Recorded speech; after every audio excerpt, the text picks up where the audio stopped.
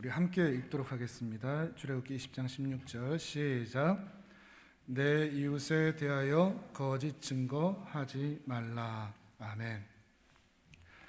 이제는 10계명 중에 좀 많이 왔습니다. 오늘은 제 9계명인데요. 오늘의 계명 우리 같이 한번 읽어보실까요? 오늘의 계명 시작. 내 이웃에 대하여 거짓 증거하지 말라. 아멘. 너희 이웃에게 해를 가하거나 또 불리하게 만들 수 있는, 어려움을 줄 수 있는 거짓말, 거짓 증언 또는 거짓 증인이 되지 말라, 이런 의미를 가지고 있습니다. 그러니까 거짓말, 이간질, 폄훼, 비난, 정죄, 또 없는 곳에 사는 뒷담화, 이런 모든 것들이 다 포함이 되겠죠. 그런데 다만 오늘 계명에 있어서 조금 더 유의하여 볼 부분은 어디인가 하면 뒷부분이 아니고 앞부분입니다. 우리가 흔히 이 계명을 생각하면 거짓말하는 것을 우리가 많이 생각을 하지 않습니까? 거짓말하는 외적 행위들이 왜 나오는가 하는 것을 우리는 생각해 볼 필요가 있습니다. 왜 우리는 거짓말을 하고 이간질을 하고 비난을 하고 정죄를 하고 폄하를 하는가? 그 원인이 어디에 있는가를 살펴야 되기 때문입니다. 그러니까 내가 거짓말을 했다, 거짓말을 하지 않았다, 또 내가 죄를 지었다, 죄를 짓지 않았다 하는 것보다도 더 핵심되는 관점은, 초점은 너희 이웃에게 있습니다. 너희 이웃. 너희 이웃을 어떻게 생각하느냐에 연결이 되어 있습니다. 정말 사랑하고 존중하면 그 사람에게 거짓말하지 않습니다. 그 사람의 인격을 인정하고 그 사람을 존중하고 존경하는 마음이 있다면 그 사람에게 함부로 하지 못합니다. 정말 사랑하는 사람이라면 목숨의 위협이 있어도 참말을 말합니다. 그러니 거짓 증거한다는 것은 그 이웃을, 그 자기에게 붙여진 그 이웃을 가볍게 생각하거나 함부로 생각하거나 아니면 오히려 적극적으로 해를 입히고 싶어서, 손해를 끼치고 싶어서, 또 나의 만족을 위해서 그 사람의 희생을 요구하기 위해서 하는 일들이 많다는 것입니다. 그러니 이 계명은 거짓말하지 마라 라고 하는 외적인 표현들보다 너희는 지금 너희 이웃을 어떻게 대하고 있느냐, 어떻게 생각하고 있느냐, 그리고 앞으로 어떻게 대해야 하겠느냐 하는 것에 더 초점을 두어야 한다는 것입니다. 그럼 우리 이웃은 누굴까요? 우리는 우리 이웃을 바르게 대해야 될 텐데 우리 이웃은 누굴까요? 우리 이웃은 나 아닌 모든 사람들을 말합니다. 내 주변에 있는 모든 사람들입니다. 가족부터 시작을 하겠죠. 가족, 부모, 배우자, 형제, 자녀, 친구, 동료, 그들을 어떻게 생각하고 있느냐, 어떻게 대우하고 있느냐, 그들이 나를 위해 존재하느냐, 내가 그들을 위해 존재하느냐. 이 질문이 참 중요한 질문인데요, 여러분 어떻게 생각하십니까? 내가 이웃을 위해 존재합니까? 이웃이 나를 위해 존재합니까? 가깝게 얘기해 보면 남편이나 부모가, 아내가 나를 위해 존재합니까? 아니면 내가 상대를 위해 존재합니까? 세상 사람들은 이웃이 나를 위해 존재한다고 생각을 합니다. 그래서 나를 만족시켜줘야 됩니다. 나를 행복하게 만들어줘야 됩니다. 그러나 기독교는 그렇게 말하지 않습니다. 기독교는 내가 이웃을 위해 존재한다고 말합니다. 하나님이 나를 사랑하고 이웃이 나를 사랑한다고 십계명은 말하지 않았습니다. 내가 하나님을 사랑하고 내가 이웃을 사랑하는 거죠. 기독교의 사랑은 이렇습니다. 우리는 사랑을 받으려고 존재하는 것이 아니라 오히려 사랑을 하기 위해 존재하는 것입니다. 내가 사랑을 얻고 내가 만족을 입기 위해서 이웃이 존재하는 것이 아니라 내가 그들을 섬기고 사랑하기 위해서 내가 존재한다는 것입니다. 그런데 문제는 이렇게 사랑하려고 한다고 할지라도 우리 본성이 이 말씀을 따라가지를 못한다는 것입니다. 우리는 너무 악합니다. 나를 위해서 살아갑니다. 그리고 우리는 너무나 이기적입니다. 자기중심적입니다. 희생하고 싶어 하지 않습니다. 헌신하고 싶어 하지 않습니다. 몸을 움직이고 싶어 하지 않습니다. 나는 가만히 있고 다른 사람이 모든 것을, 나의 모든 것을 채워주고 만족시켜 주기를 바라고 있습니다. 우리가 이러한 것은 세상의 풍조와도 맞물려 있습니다. 세상 사람들이 다 그렇게 산다는 것입니다. 세상 모두가 다 그 이웃들을 이용하여 자신의 만족이 채워지기를 바라고 있다는 것입니다. 세상 누구도 이웃을 섬기고 이웃을 사랑하고 헌신하고 희생하는 것을 기뻐하는 사람은 그리 많지가 않습니다. 그것은 우리의 본성이 아니라는 것입니다. 주중에도 말씀을 드렸지만 당신은 사랑받기 위해 태어난 사람, 이 찬양 우리가 많이 알고 많이 부르고 또 이 찬양 들으면 축복을 받으면 기분이 좋지 않습니까? 아, 나는 정말 하나님의 은혜와 사랑을 태초부터 받은 그런 존귀한 사람이다. 그럼 내 자존감도 뿜뿜뿜 올라가고 힘이 나고 그럴 때가 있습니다. 그런데 물론 그것도 필요하죠. 근데 거기에 머물러 있으면 안 됩니다. 거기에 머물러 있으면 어린아이 신앙이 될 수밖에 없습니다.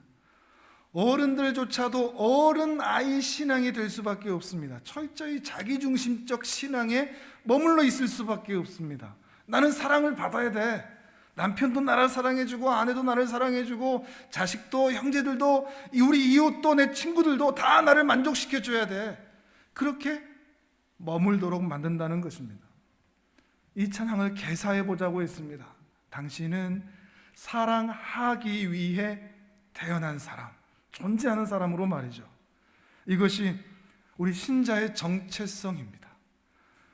본능과 본성을 거슬러야 돼서 이게 정말 힘든데 주님이 그렇게 사셨습니다. 주님이 그 길을 가셨습니다.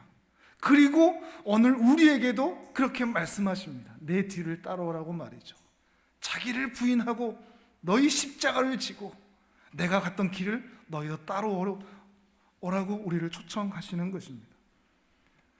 희생하고 헌신하면서 우리 이웃을 섬기는 그런 사람이로 말이죠. 이것을 성숙이라고 말합니다. 성숙한 신자의 모습입니다. 우리는 흔히 신앙이 성숙했다라고 할 때에는 말씀도 많이 알고 예배도 잘 드리고 기도도 많이 하고 하는 것을 신앙이 성숙한 사람으로 생각하는데, 신앙의 성숙은 그 외적 행위에 있지 않습니다. 신앙의 성숙은 내면에 있습니다. 이기적인, 탐욕적인 자기 본성을 누르고 이타적인 그런 삶으로 변화되어 가는 것, 그것을 성숙한 신앙인이라고 표현을 하는 것입니다. 성숙한 신앙인으로의 은혜가 우리 모든 성도님들에게 임하기를 주님의 이름으로 축복합니다. 그런데 이런 사랑을 하기 위해서는 우리가 정말 알아야 될 부분이 있습니다. 그것은 우리 이웃의 정체입니다. 우리 이웃이 어떤 존재인가 하는 것을 알아야 됩니다. 우리가 흔히 기대하고 세상 사람들이 말하듯이 우리 이웃은 나를 만족시켜주고 나를 행복하게 해줄 사람이라 라고 생각을 하는데, 우리 이웃은 그런 존재가 아닙니다. 성경은 또한 그렇게 말하지를 않습니다. 우리 이웃은 어떤 사람들일까요? 오늘 그 정체를 같이 확인해 봤으면 좋겠습니다. 시편 23편의 다윗의 고백을 통해서 우리가 함께 찾아보도록 하겠습니다. 우리 같이 한번 읽어보도록 하겠습니다. 다윗이 자기의 이웃을 뭐라고 표현하는지 찾아보시기를 바랍니다. 함께 읽습니다. 시작. 여호와는 나의 목자시니 내게 부족함이 없으리로다. 그가 나를 푸른 풀밭에 누이시며 쉴만한 물가로 인도하시는도다. 내 영혼을 소생시키시고 자기 이름을 위하여 의의 길로 인도하시는도다. 내가 사망의 음침한 골짜기로 다닐지라도 해를 두려워하지 않을 것은 주께서 나와 함께 하심이라. 주의 지팡이와 막대기가 나를 안위하시나이다. 아멘.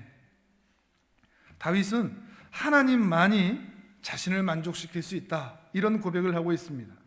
여호와 하나님으로 인해 자신은 부족하지 않았다라고 얘기를 하고 있습니다. 좀 이상하죠? 다윗은 엄청난 고난 가운데 힘든 여정을, 인생을 살았던 사람인데 나는 부족하지 않았다라고 얘기를 하고 있습니다. 어느 정도인가 하면 사망의 음침한 골짜기를 지나는 것 같은, 자기 인생 전체거든요. 어떤 골짜기 한 부분, 한 시간대를 말하는 게 아니라 자기 인생을 이렇게 표현하는 것입니다. 자기 인생은 사망의 음침한 골짜기를 지난 것 같은 그런 긴 터널을 지나왔다는 것입니다. 그런데 그 가운데서도 자기는 두렵지 않았다. 오히려 하나님이 함께 하시다는 것을 느낄 수 있었고, 그 사망의 음침한 골짜기에서 기어이 나를 하나님께서는 쉴만한 물과 푸른 초장으로, 푸른 풀밭으로 나를 인도해 주셨다라고 말하고 있는 것입니다. 근데 그때 그렇게 자신을 인도하시고 함께 하셨던 그 증거가 뭐냐? 눈에 보이지 않는 하나님이 눈에 보이는 지팡이와 막대기로 함께 하셨다, 이런 표현을 하고 있습니다. 지팡이와 막대기가 뭘까요? 흔히 우리가 잘 알고 있는 목자의 지팡이와 막대기는 양과 관련되어 있죠. 지팡이는 끝이 구부러져 있어서 양이 낭떠러지에 떨어져 있거나 또 잘못된 길을 가고 있을 때 이렇게 낚아채는 역할을 합니다. 양의 목이나 뒷다리를 낚아채서 목자 앞으로 데리고 오는, 안전한 길로 데려오는데 이 지팡이를 사용하죠. 또 막대기는 양을 보호하기 위해서 양을 대적하는 사자나 곰이나 늑대나 이런 것들을 물리치기 위해서 그 대적들을 때리는 것이 이 막대기입니다. 근데 다윗에게는 이 지팡이와 막대기가 대체 뭐였을까요? 하늘에서 갑자기 지팡이와 막대기가 나타나 자신을 구해줬다, 이런 얘기일까요? 성경에 그런 기록이 하나도 없거든요. 그러면 지팡이와 막대기는 실제로 어떤 지팡이와 막대기가 아니고 어떤 것을 상징한다고, 자신의 인생 전체를 돌아봤을 때 그 사망의 음침한 골짜기에서도 실제로 나를 지키시고 인도하셨던, 나와 함께 하셨던 그 증거가 바로 이 지팡이와 막대기라고 말하고 있는 것입니다. 대체 무엇이었기에 눈에 보이지 않는 하나님께서 눈에 보이는 것처럼 지팡이와 막대기로 함께 하셨다고 하는 것일까? 사무엘하 7장에 보시면 비슷한 표현이 있습니다. 사무엘하 7장 12절에서 15절을 우리 같이 읽어보도록 하겠습니다. 시작. 내 수완이 차서 내 조상들과 함께 누울 때 내가 내 몸에서 날 내 씨를 내 뒤에 세워 그의 나라를 견고하게 하리라. 그는 내 이름을 위하여 집을 건축할 것이요 나는 그의 나라 왕위를 영원히 견고하게 하리라. 나는 그에게 아버지가 되고 그는 내게 아들이 되리니 그가 만일 죄를 범하면 내가 사람의 매와 인생의 채찍으로 징계하려니와 내가 내 앞에서 물러나게 한 사울에게서 내 은총을 빼앗은 것처럼 그에게서 빼앗지는 아니하리라. 아멘. 14절에 보면 사람의 매와 인생의 채찍으로 징계한다라는 표현이 있죠.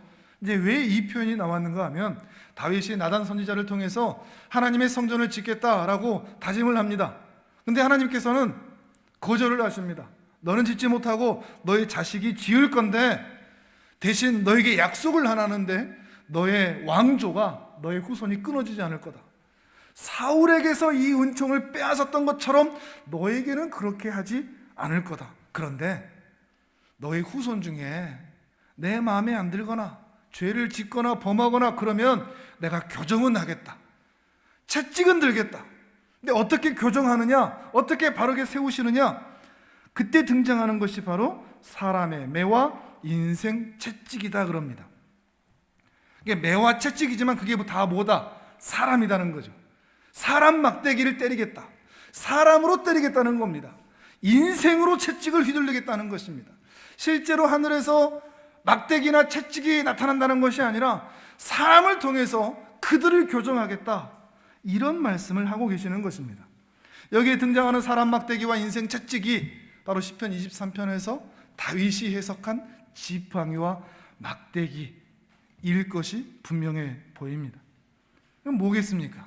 다윗에게 있어서 사람 막대기와 인생 채찍, 다윗에게 있어서 지팡이와 막대기, 이게 대체 무엇을 가리키겠습니까? 오늘 우리가 함께 보고 있는 이 10계명의 표현대로 하면 다윗의 이웃입니다. 다윗의 이웃들, 다윗을 제외한 모든 사람들, 실제로도 그렇습니다. 일곱 형들과 늘 비교하고 자신을 무시했던 아버지, 사무엘 선지자가 와서 기름 부었는데 이 막내는 부르지도 않습니다. 어린 시절 어떻게 자라왔는지, 아버지에게 어떤 사랑을 받았는지 못 받았는지 확인할 수 있죠. 그 형들, 늘 자신을 무시하는 그 형들, 그 잘난 형들, 그들 가운데 살았던, 목동으로 살 수밖에 없었던 이 다윗의 어린 시절. 어쩌다 골리앗을 죽였는데 그것 때문에 백성들에게 인기를 좀 얻었더니 그 임금이라는 사람이 자신 같은 소년 하나를 죽이겠다고 평생을 뒤쫓아다니면서 죽이려고 특달처럼 하는데, 이 사울 임금님, 그리고 그의 신하들, 그리고 그의 명령을 따라 자신을 죽이려고 하는 그의 군사들, 자기 목숨 하나 건사하기가 힘든데 아들람 동굴에서 만났던 그 수백 명의 사람들, 하나도 살겠는데 왜 내 주위에는 이런 사람들이 모여드는가? 그 사람들, 그리고 그의 아내들, 하나님을 찬양한다고 바지가 내려가는지도 모르고 찬양했다고 조소하는 그의 아내, 그리고 그 아내들의 등살들, 그리고 아픈 손가락 같은 자기 자식들, 압살롬, 다말, 암논, 이름만 꺼내봐도 가슴이 아픈 그의 자녀들, 그 모든 이웃들이 다윗에게는 자신을 사랑해주고, 자신을 보살펴주고, 자신을 인정해주고, 자신이 아름다운 삶을 살아갈 수 있도록 도와준 사람들이 아니라 그 모든 사람들이 다 사람 막대기였습니다. 인생 채찍이었습니다. 정말 사망의 음침한 골짜기를 지나는 것 같았습니다. 그런데 돌아보니 그 사망의 음침한 골짜기를 지날 때 바로 그들을 통해서 자신은 쉴 만한 물가, 푸른 풀밭까지 갈 수 있었다라고 말하고 있습니다. 무슨 말인가 하면 분명 이들을 통해서 다윗은 사랑을 받은 게 아니고 아프고 도망치고 배신당하고 상처받고 울고 괴로웠는데, 바로 이들 때문에 다윗은 인생이 무엇인지를 깨닫고 하나님께 피하는 것이 무엇인지를 깨닫고 하나님만 의지한다는 게 대체 뭔지를 깨달을 수 있었다라는 것입니다. 그래서 바로 이들을 통하여서 믿음으로 성숙하는 계기가 되었다는 것을 표현하고 있는 것입니다. 이제 우리에게서 돌아보면 우리의 이웃도 그러하다는 것을 여러분 알고 계십니까?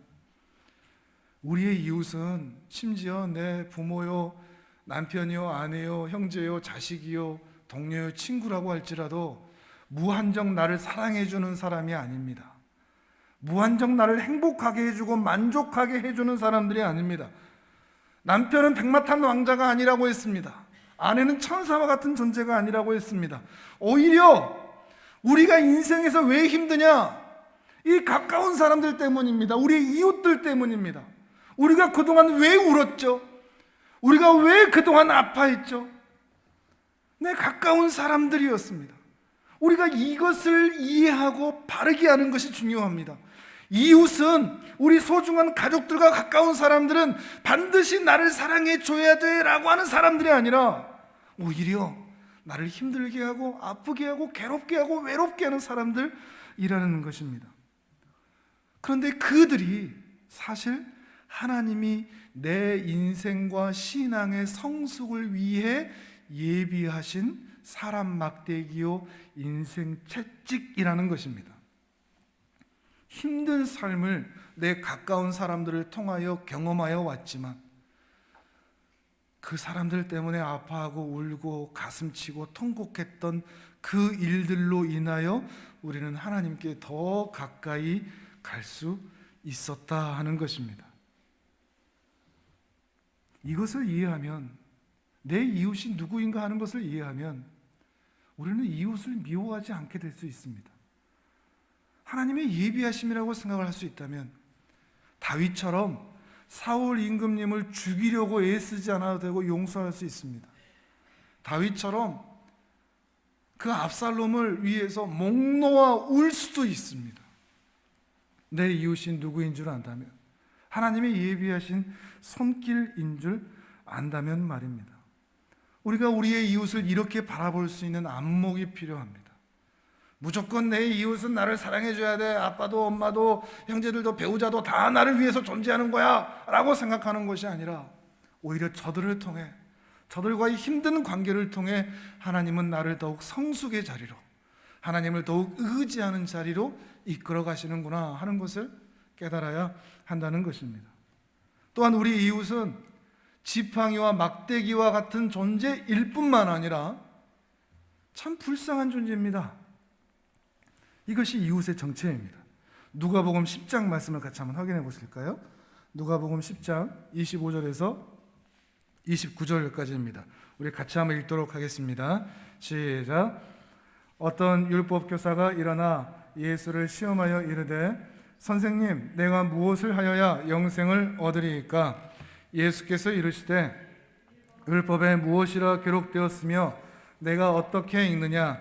대답하여 이르되 내 마음을 다하며 목숨을 다하며 힘을 다하며 뜻을 다하여 주 너의 하나님을 사랑하고 또한 내 이웃을 내 자신같이 사랑하라 하였나이다.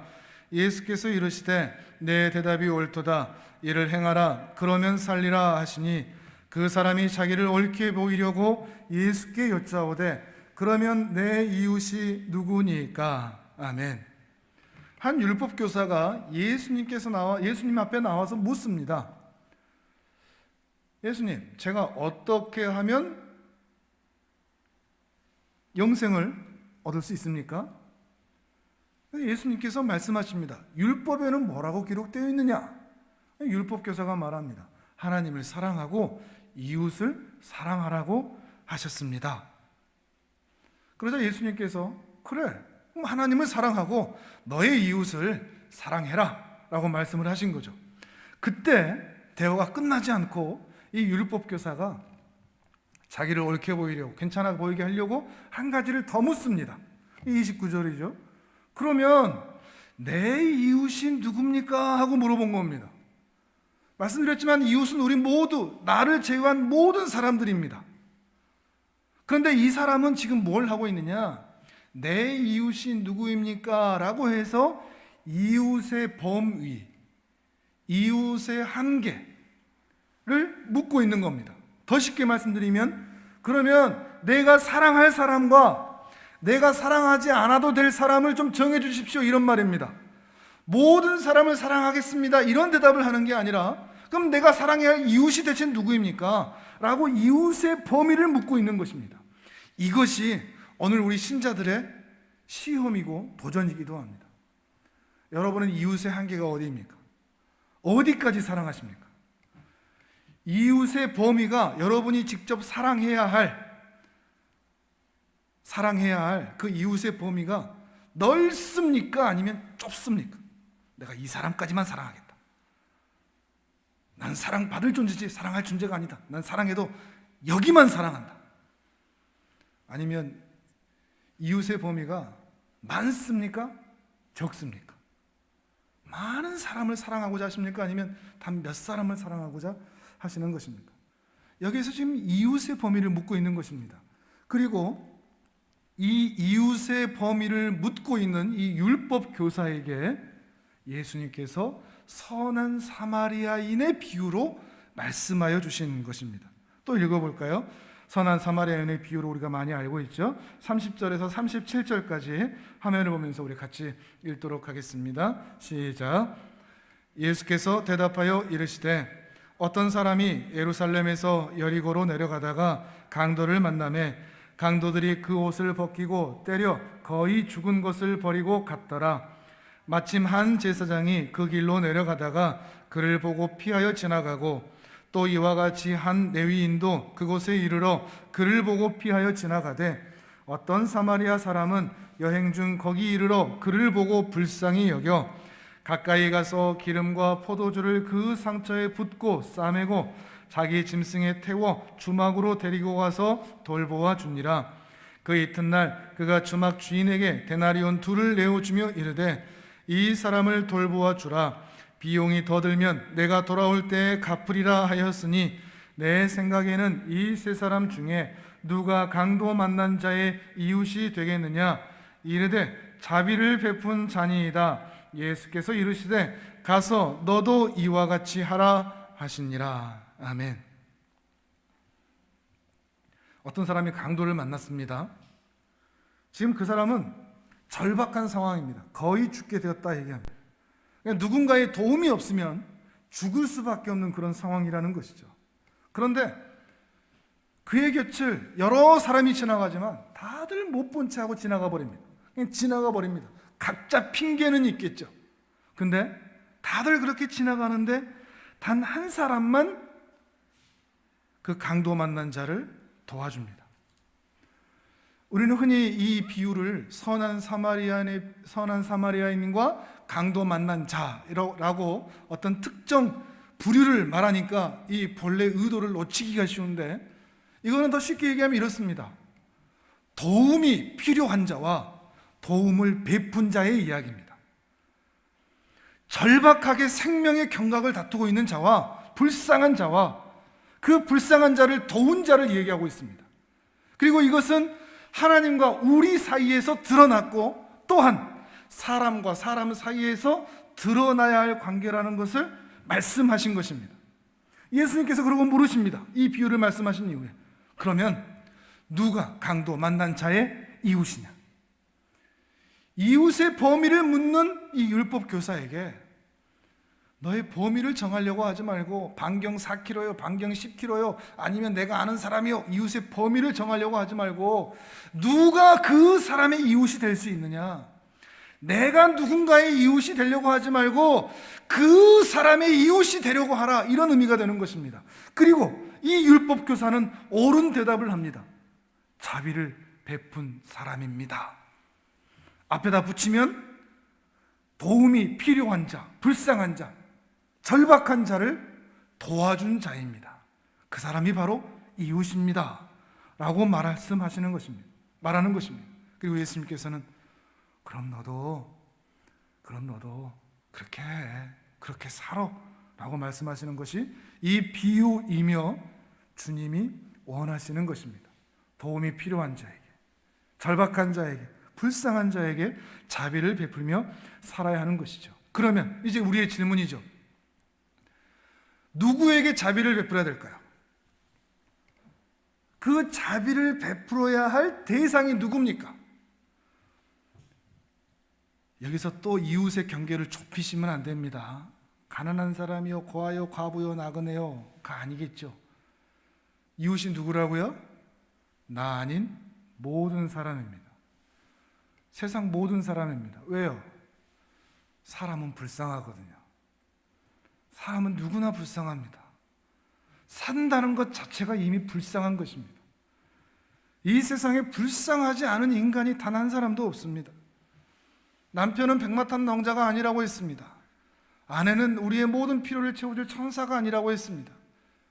남편이고 아내고 그저 하나님의 은혜가 없이는 단 한순간도 살 수 없는 불쌍한 죄인입니다. 부모도 그렇습니다. 자식들도 그렇습니다. 우리의 친구들도 그렇습니다. 참 불쌍한 사람들입니다. 이 세상에서 살아가는 그 자체가, 숨 쉬는 것 자체가 너무나 힘든 삶을 살아가고 있는 불쌍한 사람들입니다. 옆에 있는 그 사람을 불쌍하게 바라봐 줄 수 있는 그 안목이 필요합니다. 서로가 불쌍하게 여기면 서로에게 자비를 베풀 수 있다는 것입니다. 선한 사마리아인이신 예수님께서 우리를 불쌍히 여기셨습니다. 당신이 아니면 우리가 살 수 없었습니다. 그러니까 우리가 너무 불쌍해서 자신의 생명을 바쳐서라도 십자가의 사랑으로 우리를 사랑하시기까지 하신 분이십니다. 그리고 그 사랑을 우리가 받았으니 이제 우리도 그러한 삶을 살고자 하는 것입니다. 그런 사랑을 하려면 우리 이웃을 나를 사랑해 줄 사람, 또는 내가 해코지를 해도 되는 사람으로 보는 것이 아니라 우리 이웃을 불쌍하게 여겨주셔야 됩니다. 측은히 여겨주셔야 됩니다. 아, 우리 남편은 왜 저 모양이야? 왜 나를 만족시켜주지 못해? 우리 아내는 왜 이럴까? 우리 부모는, 우리 자식은 왜 이럴까? 할 것이 아니라, 아, 우리 남편, 우리 아내, 나 같은 인간 만나서 참 불쌍하다, 미안하다, 이 마음 갖는 겁니다. 내 자식들을 왜 저 모양일까? 라고 하는 게 아니라 나 같은 부모 만나서 참 니들한테 미안하다, 불쌍하다 이렇게 생각하는 것입니다. 우리 부모는 왜 그럴까? 다른 집 부모하고 왜 다를까? 라고 얘기하는 게 아니라 나 같은 자식 낳아서 우리 부모 얼마나 나 때문에 속 썩었을까? 불쌍하고 짠하다. 거기에서부터 사랑이 시작되는 겁니다. 불쌍히 여겨줄 때, 왜 나를 만족시켜 주지 못해? 라고 이웃을 바라보는 게 아니라 너무 불쌍하고 가련하고 안타까운 존재로 그들을 측은히 여겨주는 것입니다. 왜요? 불쌍하니까요. 모든 것을 탕진하고 돌아온 그 아들을 그 아버지가 불쌍히 측은히 여겨주었던 것처럼 말이죠. 선한 사마리아 비유 바로 앞에 이런 비유가 또 있죠. 누가복음 10장 18절에서 21절 말씀입니다. 우리 같이 또 화면을 보면서 읽어보도록 하겠습니다. 시작. 내가 일어나 아버지께 가서 이르기를 아버지, 내가 하늘과 아버지께 죄를 지었사오니 지금부터는 아버지의 아들이라 일컬음을 감당하지 못하겠나이다. 나를 품꾼의 하나로 보소서 하리라 하고 이에 일어나서 아버지께로 돌아가니라. 아직도 거리가 먼데 아버지가 그를 보고 측은히 여겨 달려가 목을 안고 입을 맞추니 아들이 이르되 아버지, 내가 하늘과 아버지께 죄를 지었사오니 지금부터는 아버지의 아들이라 일컬음을 감당하지 못하겠나이다 하나. 아멘. 이 아버지가 거짓골로 돌아온 이 아들을 측은히 여겨서 멀리서 보고 달려가서 목을 안고 입을 맞추고 하고 있습니다. 지금 이 아버지는 이 아들에게 잔소리하고 소리칠 101가지 이유가 넘게 있습니다. 아버지보다 돈을 더 사랑해서 먼 나라로 유산을 챙겨서 떠났던 자식입니다. 그렇게 떠났으면 잘 살기라도 할 것이지 거짓골로 돼지 쥐엄 열매도 얻어먹지 못하고 살아왔던 이 자식이 돌아왔습니다. 거짓골로 말이죠. 거기다가 자존감까지도 완전히 뭉개져서 그도 내가 당신 아들이잖아요 라고 말 한마디 하지 못하고 나는 당신의 종으로 살겠습니다. 자존감까지 완전히 낮아진 것입니다. 그런데 이 아버지는 그런 아들을 포기하지 않습니다. 이유는 딱 하나입니다. 불쌍하니까. 측은히 여겨준 것입니다. 불쌍한 그 이유로 아버지는 아들을 끌어안고 있는 것입니다. 우리도 그렇습니다. 이것이 우리 하나님 아버지의 사랑이고 우리가 사랑해야 할 그 이유가 바로 여기에 있습니다. 서로를 불쌍히 여겨줄 수만 있다면, 측은히 여겨줄 수만 있다면 우리는 자비를 베푸는 자로 설 수 있습니다. 불쌍한데 내 주머니에 있는 거 하나 더 꺼내주죠. 불쌍한데 요구하지 않습니다. 안타까운데 더 나를 좀 만족시켜달라고 말하지 못합니다. 그냥 측은히 여겨주고 무엇을 해도 괜찮은 관계로 설 수가 있는 것입니다. 그러니 우리는 우리의 이웃을 강도 만난 불쌍한 이웃처럼 바라보아야 합니다. 우리의 이웃은 나를 사랑해주고 나를 만족시켜줘야 돼, 이런 사람으로 보는 게 아니라 그저 하나님의 은혜가 필요한 불쌍한 죄인들로 바라보는 것입니다. 나는 그 이웃들로부터 사랑받기 위해 태어난 존재가 아니라 나는 그 불쌍한 이웃들을 사랑하기 위해 존재하는 사람이라 라는 것을 인식하며 사랑하며 사는 것이죠. 우리가 이렇게 이웃을 사랑한다는 것은 그 이웃이 누구인지를 먼저 이해하는 것에서부터 시작을 해야 됩니다. 그 이웃이 우리에게 어떤 존재라고요? 나를 만족시켜줘야 할 존재가 아니라, 내가 해코지 해도 되는 존재가 아니라, 그들은 내 인생의 막대기요, 지팡이요, 또한 불쌍한 죄인이라 하는 것입니다. 우리는 그들을 사랑하고 그들을 위해 기도해야 할 존재라는 것입니다. 이러한 의미를 생각하면서 마태복음 5장 말씀도 같이 읽어볼까요? 5장 43절 44절입니다. 같이 읽습니다. 시작. 또 내 이웃을 사랑하고 내 원수를 미워하라 하였다는 것을 너희가 들었으나 나는 너희에게 이르노니 너희 원수를 사랑하며 너희를 박해하는 자를 위하여 기도하라. 아멘. 사랑할 사람과 사랑하지 않아도 될 사람을 구분하지 말고 원수조차도 사랑하라. 이건 선택이 아닙니다. 명령입니다. 세계명으로 주셨습니다. 너희는 서로 사랑하라. 심지어 너희를 핍박하는 자를 위해서도 기도하라. 이것이 우리에게 주께서 맡기신 당부의 말씀이라는 것입니다. 우리 옆을 돌아보십시오. 정말 그렇습니다. 우리 주위에 있는 사람들은 다, 아주 가까운 사람들부터 전부 다 나를 힘들게 만들었고, 아프게 만들었고, 눈물 나게 만들었고, 상처 나게 만들었고, 괴롭게 만들었던 지팡이와 막대기 같은, 사람 막대기요 인생 채찍처럼 여겨지는 그런 존재들입니다. 그리고 참으로 불쌍한 사람들입니다. 근데 또 돌아보면 저들이 정말로 내 인생에 그러한 존재로 내 옆에 있었으나 그들이 있었기에 내가 더 하나님을 알게 되고, 하나님을 사랑하게 되고, 하나님을 의지하게 되고, 하나님만 바라보게 되었다 하는 것을 부인할 수가 없다는 것입니다. 우리의 이웃은 하나님이 우리에게 붙여주신 하나님의 사람들이라 하는 것입니다. 근데 단 한 가지 여러분에게 부탁드리고 싶은 것이 있습니다. 여러분의 이웃들에게 가능하면 여러분이 막대기와 채찍 역할은 하지 않으시기를 바랍니다. 여러분의 옆에 있는 사람을 힘들게 만들고 괴롭게 만드는 인생 막대기, 사람 막대기, 인생 채찍의 역할은 하지 마십시오. 내가 내 이웃 때문에 힘들어, 그 말을 여러분이 듣지는 마십시오. 지금 한국교회가 딱 이 역할을 하고 있거든요. 이 한국 땅을 향해서 아주 막대기를 휘두르고 있지 않습니까? 채찍을 휘두르고 있지 않습니까? 근데 우리 교회의 역할은 사람 막대기와 인생 채찍의 역할, 우리 성도의 역할은 이런 역할은 하지 않았으면 좋겠습니다. 우리 역할은 뭐가 되어야 될까요? 선한 사마리아인이죠. 불쌍한 사람들을 지나쳐 외면하지 못하는, 기어이 간섭하고 기어이 개입해서 어떻게든 그 사람을 바른 길로 인도해주는, 내 시간을 투자하고 내 에너지를 투자하고 내가 가진 것을 내려놓을지라도 어떻게 해서라도 그 사람들이 살기 위해서 그 사람들을 사랑해 줄 수 있는, 불쌍히 여겨줄 수 있는 그 사람들, 그것이 오늘 우리의 모습이 될 수 있기를 바랍니다.